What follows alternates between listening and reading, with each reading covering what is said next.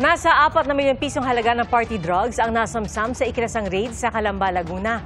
33 individual naman ang inaresto sa operasyon. Saksi, si John Consulta, exclusive.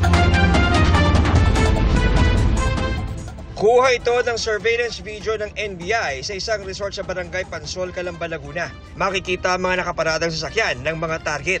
Sa loob ng resort, kita sa CCTV ang umano'y subuan ng illegal na party drugs sa mga bisita ng isang lalaki sa isang birthday party. Nang makuha ang go signal, lumusob na ang mga tauhan ng NBI Dangerous Drugs Division at Organized and Transnational Crime Division. Tumambad sa sala ang droga sa ilalim ng mga upuan. May natagpuan ding kontrabando sa swimming pool habang may lalagyan ng kush sa kanilang lamesa. Sa ikalawang palapag, naabutan ng mga otoridad ang dalawang Yemeni national na nahuli na pala ng NBI 3 taon na nakakaraan dahil sa pagbebenta ng party drugs sa mga bar sa Metro Manila.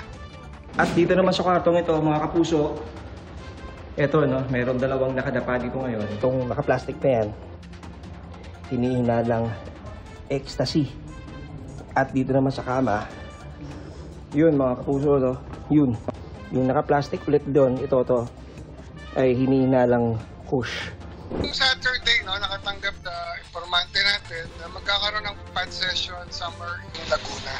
We were able to locate yung location. Nung napansin kasi natin na they were distributing drugs. After we started entering the premises, stop it from escalating. Nakita rin ang iba't ibang klase, kulay at korte ng droga tulad ng umano'y ecstasy, ketamine, cocaine, GHB o liquid ecstasy at kush o high-grade marijuana.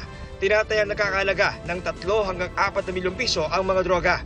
Bukod dito, may nadiskubre din ang NBI na ginagawa ng grupo sa party bago ang raid. Itong grupo na to, they like experimenting or concocting new drugs. Naghalo-halo nila yan. Yung mga naka-fake ng mga pinagagawa nila ay nagko-collapse. Nangingisay. Pinili ko po yung lahat po yun. So, tutusin, hirap ako magkaroon ng kaibigan. Mas dumadami friends ko pag mga party. Wala pang bentahan po dito. Wala po. Sa kabuuan, 33 ang inaresto sa operasyon ng mga kabataan. 25 sa kanila ang nagpositibo sa drug test. Dinala na sa Calamba ang mga suspect para ma-inquest. Para sa GMA Integrated News, John Consulta ang inyong saksi. Mga kapuso, maging una sa saksi. Mag-subscribe sa GMA Integrated News sa YouTube para sa iba't ibang balita.